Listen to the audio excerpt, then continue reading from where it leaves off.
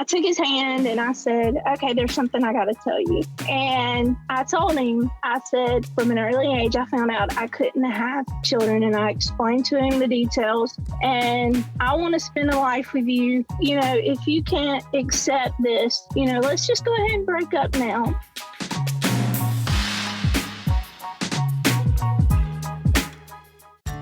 Welcome to BreezeLine, where you'll say, "Ta-ta, T-Mobile. Our home internet is just plain better, more reliable and faster because we put internet first. If there's network congestion, we won't slow your internet down like T-Mobile does to help their cell customers." And right now, you can try out a true internet experience with BreezeLine's reliable and fast fiber-powered home internet. Find your perfect speed with prices starting at $19.99 a month for 24 months. Terms and conditions apply. Go to breezeline.com to learn more.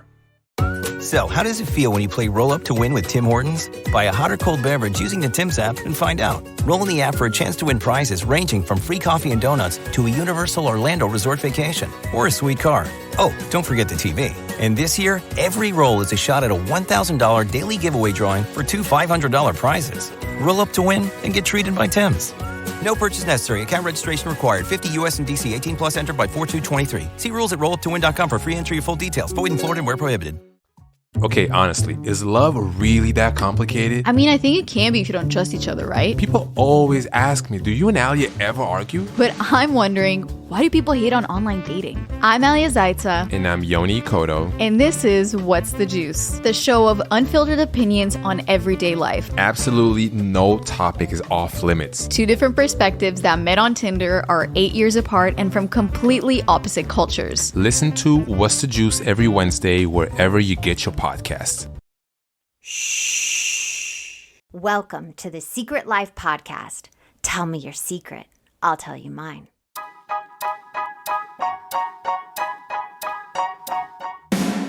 Sometimes you have to go through the darkness to reach the light. That's what I did. After 12 years of recovery in sex and love addiction, I finally found my soulmate, myself. Please join me in my novel, Secret Life of a Hollywood Sex and Love Addict, a 4-time bestseller on Amazon. It's a brutal, honest, raw, gnarly ride, but hilarious at the same time. Check it out now on Amazon. Welcome to Secret Life Podcast. I'm Brianne Davis Gant. Today I'm pulling back the curtains of all kinds of human secrets. We'll hear about what people are hiding from themselves or others. You know, those deep, deep, dark secrets you probably want to take to your grave. Or those lighter, funnier, secrets you don't ever want to tell anybody. You know, the how, what, when, where, and why of it all. Today, my guest is Cassie. Now, Cassie, I have a question for you. Dun, dun, dun. What is your secret? I stopped telling partners that I could not have children. Oh, so you stopped telling somebody you're with that you were unable to have kids? Yes. Okay, take me back, girl. Take me back.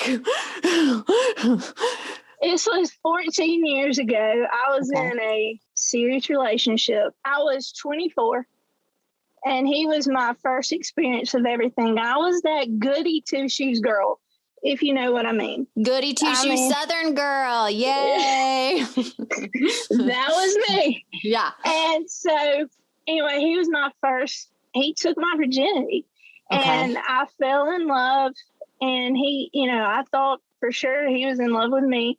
So 6 months of us dating, I knew I had to tell him this because at an early age, I found out I could not have children. So I knew I had to tell him before he pulled out a ring and said, and proposed, because I thought it was going down into that. So 6 months into the relationship, we were driving home from visiting his parents, and I told him. What did you say? How did you say it? Do you remember?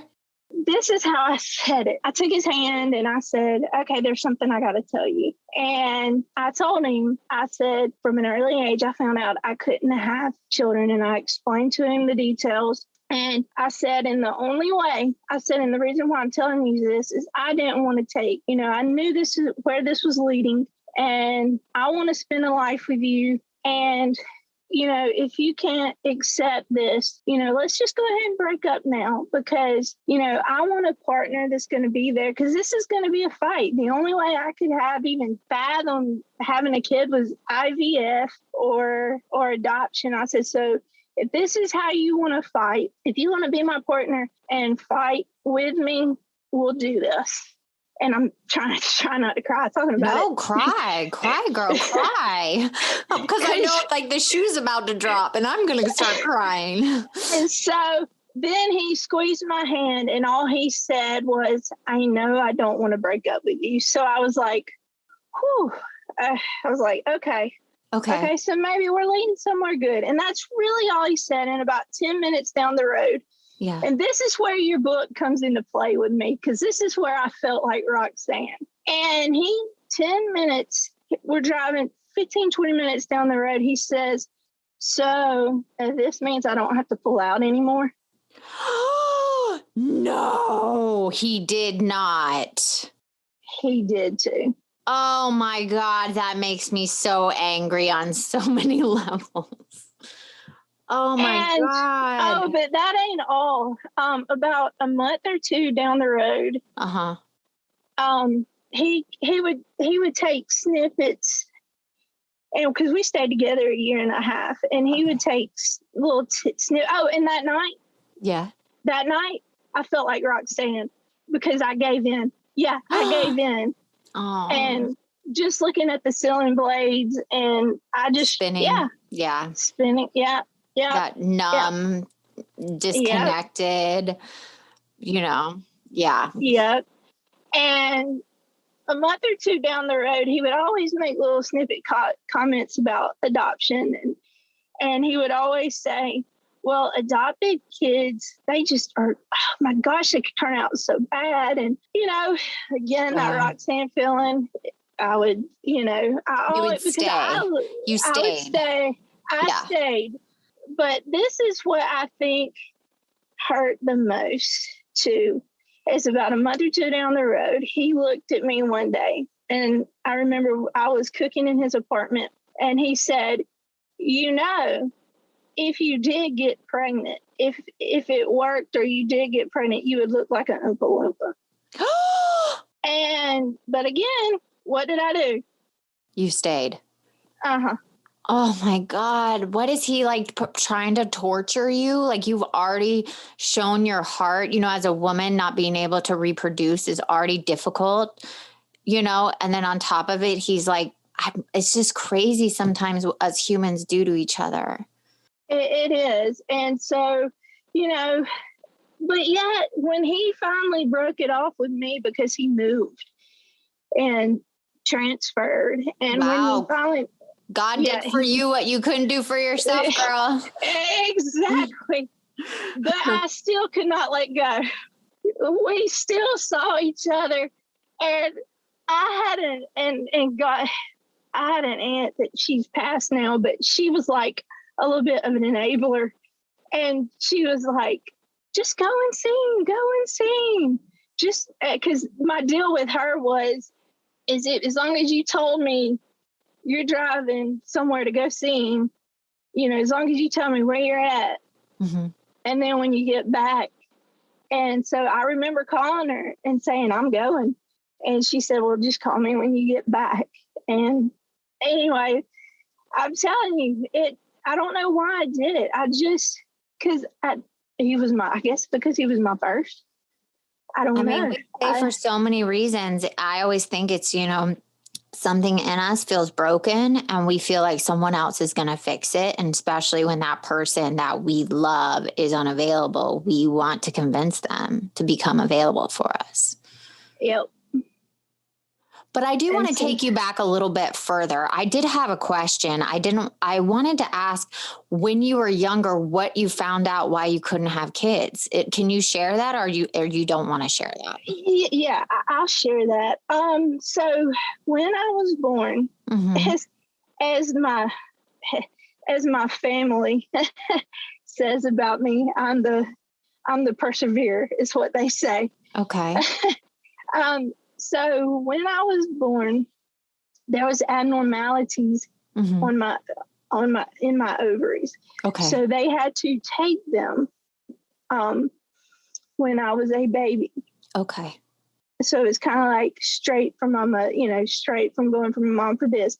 So when I was 10, 11, 12 years old, and this is my fault because I'm such a strong person. Okay. I'm there for everybody else. I'm the one that everybody leans on, or I feel that way. So when I was 10, 11 years old, my mom told me, I just didn't want to talk about it. I didn't know what to do, what to say. So I never discussed it again.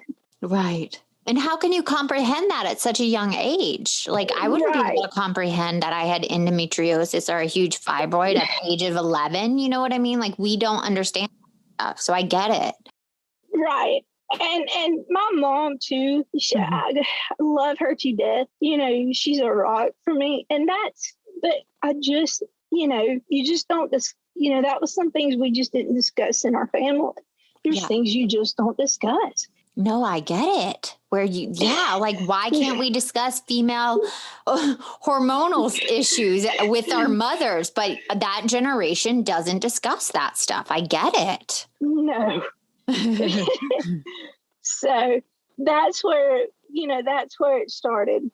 Did she ever say anything that made it worse? I know, parents do the best they can, but was there anything ever where it just like reiterated? No,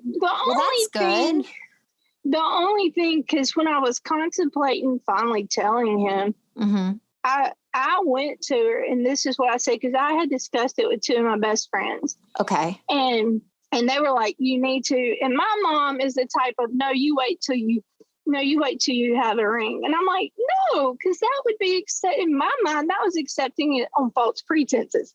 Right. Because he didn't know the whole story.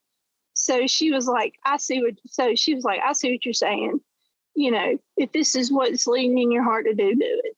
I said, because I didn't want to lie to him. You know what I mean? Yeah. Yeah. And so I let out my most vulnerable, and then and that's what scares me to get close to another guy, is because I let out my most vulnerable.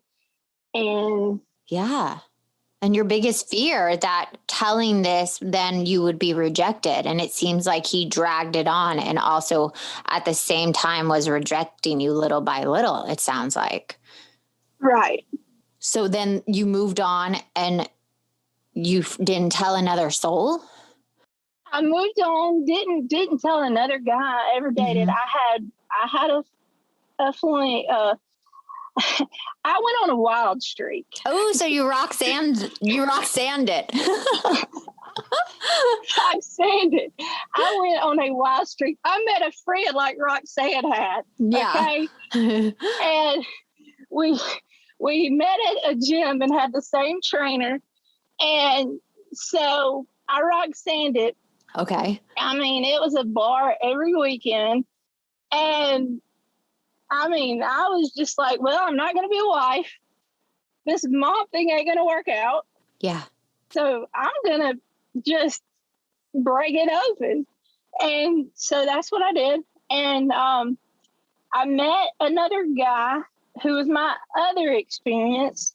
Okay. And he was like, to explain him, was like a cover off a romance novel. Okay. He looked that good. And so I was like, oh my gosh, I felt like I had power. Right. If you get what I'm saying? Please. Do I get what you're saying? Please. We know I get what you're saying. I mean, I felt like I had power. I would walk into a bar and I would look at my friends and I'm like, I'm kissing that guy by the end of the night. Oh, let's lay bets down. And I would be kissing that guy at the end of the night. Mm-hmm. Spring cleaning and organizing your space isn't the only way to get a fresh start this season.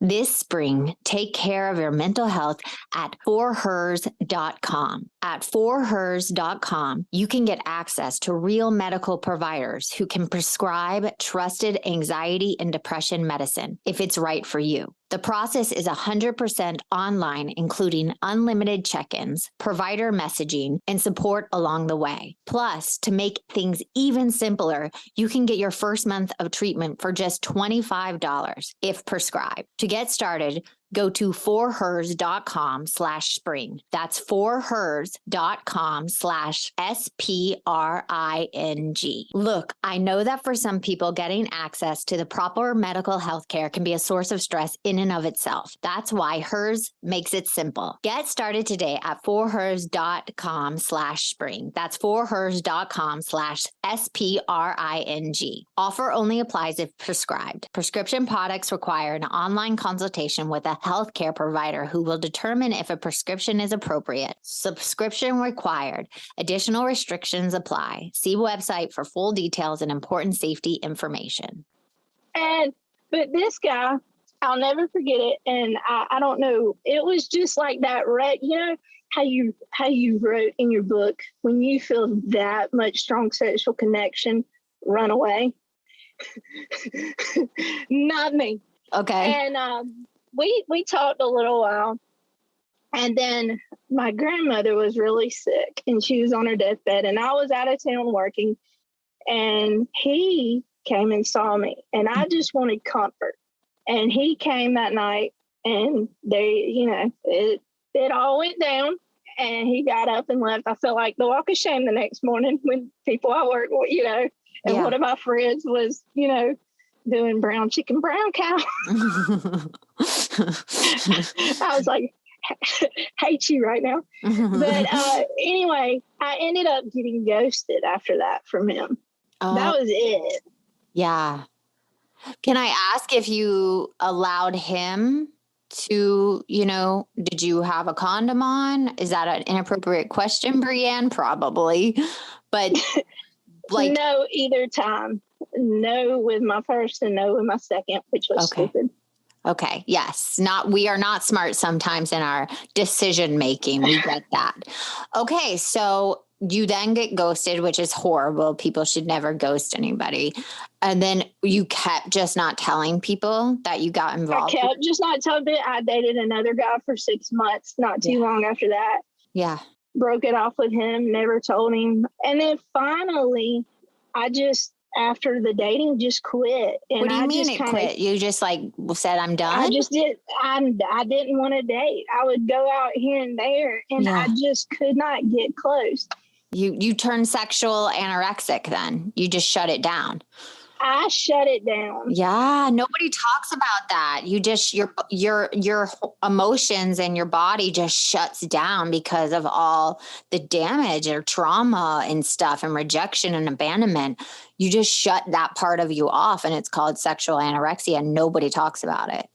Nobody talks about it. And here I am 12, 13 years later, and I'm like, oh, wow.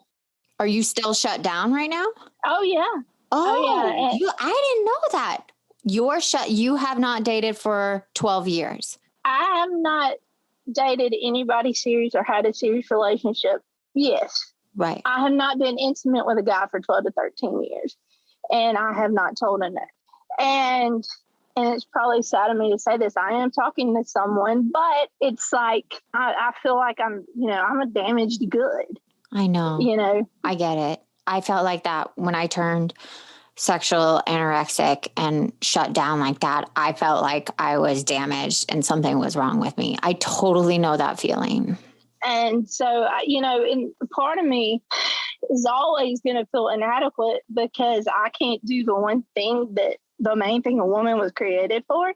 Right. And you're just like, whoa, But here's the thing. So many women are going through that now. You're not alone. I know so many women that have had to do IVF 5 times and still haven't. So you are not alone. But when we're going through it, or we feel like we're not, doing what women are supposed to do, that we're broken. And that's not true. Just so you know, you are not alone. Right. And trust me, there have been nights, especially when he broke up with me. I mean, I would just cry myself to sleep. Yeah. Because And, finally I have a peace. I feel like I'm getting a peace, but, I know that I still have work. Well, yeah. I mean, you definitely have work if you're still stuck in that sexual anorexia. That's the hardest part to get out of. The acting out over sexual and doing all that, it's easier. But to get out of the cycle of sexual anorexia is brutal. It's brutal.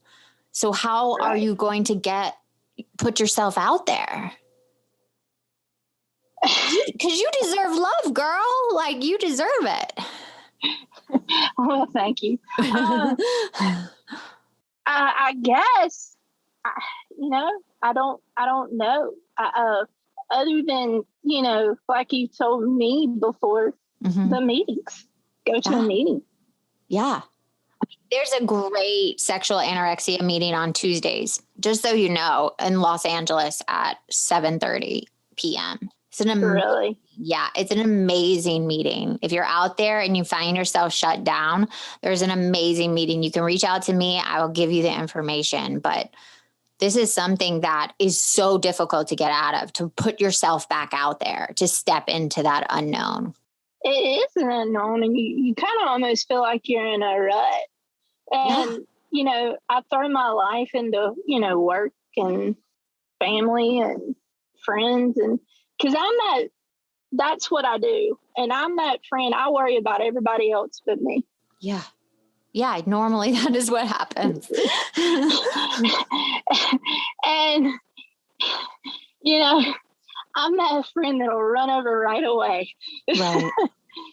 And, sometimes, you got to take care of yourself to take care of others. And I don't do it. Well, here's an idea. Is there anybody in your life right now that you could call and say, I need help getting back out there? And they can sit with you and talk to you and, maybe enter on one of those dating apps or go with you out and start putting yourself back out there, because yes, rejection and abandonment is going to happen. But when we shut down emotionally and sexually, we're denying ourselves a part of life. Right. And there might be. I mean, I think there could. Yeah. Sometimes you just got to mention it to one person in your life. Like, I'm struggling. Yeah. And I think there is, but most of my friends are married with kids and they do their their own life. Yeah. And I don't, you're like, I don't want to bug them about it, but I think I have a friend. Yeah, but here's the thing. Those married people probably are struggling just as much as you are with sexual anorexia. I know a lot of married couples that, get stagnant. So maybe, you mentioning it to somebody that you think wouldn't have that problem probably is going through something similar. Yeah. And in the small town I live in, there's things you just don't talk about, because then gossip will start. But there's something about you telling your truth that then helps other people tell their truth. Right. It brings it out. Yeah. It brings that darkness out because you're drowning in darkness. Right. And I have been really talking to a friend that is single. She's a little bit older than me. And she has been through everything with me with this. All these years ago, she was, I confided in her. Yeah. She was the phone call I made to say, hey, this is what I'm telling him. And so if there was anyone, it would probably be her. Well, I love it. She knows. You got to get back out there. Promise me you'll come to one of the anorexia meetings. I'll be in the room with you. I will be in the room with you. I will give you the information, because it is not a place to live. I know people that have gone 20 years without having a partnership and living alone. And I just don't think that's good for anybody's psyche. No, because we were built for relationships. Yeah, and connection. We were definitely built for it. And that's a huge reason why I'm, talking today. Yeah. I'm so grateful you reached out to me and you're willing to come forward. And I had no idea, though, that you've gone that way. I thought you got on the other side, but you being still in it, I would be honored to help you get out of it. Oh, thank you. It would be great to have that. it would be great to have somebody like that. Definitely. Well, let me ask you this question before we go. If anybody out there is going through the same thing you're going through, heartbreak, disappointment, even fertility issues, what would be your advice for them, even though you're still in it? Is there anything you can help someone else with? My advice would be, don't do what I did. Don't shut down. Don't shut down. Don't shut down. Don't act a fool like I did and do stupid things. Find the right people to be around. Don't make a mistake and get that crazy friend that, that throws you into it. Right. And get a friend who's going to help you and lift you up. And, that's the main thing. If I would have to say the takeaway, and don't shut down. Don't shut down, because that is so hard to dig your way out of it. I still struggle with intimacy. I still do after almost 12 years of recovery. It's still difficult for me to attach my feelings and my sexuality and intimacy. So I get it. And once you go down that hole and you shut down, it's so hard to put yourself back out there again. So that would be my advice. Don't shut down. Lean into not shutting down as much as you can. Fight through it if you can. Fight through it. Fight like you're fighting a dragon, because that's what it is. It's literally like a dragon. It is. And you don't realize it before you know it. It's because I think age, the older I got too, it just was it just crept up because age too, Yeah. A year goes by and you're like, whoa, a year just went by. What do Right. And then by the time you're 5 years, and then you're like, oh, well, and then you're 7 years and 8 years. I get it. So we are going to dig you out of this anorexia once and for all. So that you can connect, and be a whole person and give yourself to somebody else and feel loved, because that's what it's about. Right. It is. It's about that. And, and like I said, I'm never comfortable. I'm hardly the comfortable one sharing things, because I'm always the one that I'm the shoulder you cry on. I don't cry on your shoulder. Well, now you do. Now you're going to wear that mask. Well, thank you so much for coming on and sharing this. I feel like it's going to help so many people, because this is something definitely nobody talks about. So I'm beyond grateful that you told me all of this. Well, thank you. And thank you for, letting me, talk. Well, if you want to be on the show, please email me at secretlifepodcast@icloud.com. Until next time.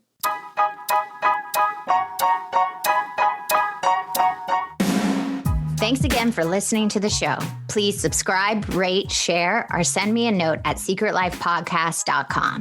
And if you'd like to check out my book, head over to secretlifenovel.com or Amazon to pick up a copy for yourself or someone you love.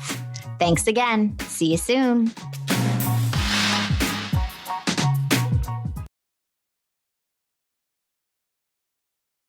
So, how does it feel when you play Roll Up to Win with Tim Hortons? Buy a hot or cold beverage using the Tim's app and find out. Roll in the app for a chance to win prizes ranging from free coffee and donuts to a Universal Orlando resort vacation or a sweet car. Oh, don't forget the TV. And this year, every roll is a shot at a $1,000 daily giveaway drawing for 2 $500 prizes. Roll up to win and get treated by Tim's. No purchase necessary. Account registration required. 50 U.S. and D.C. 18 plus. Entered by 4/2/23. See rules at rolluptowin.com for free entry and full details. Void in Florida and where prohibited.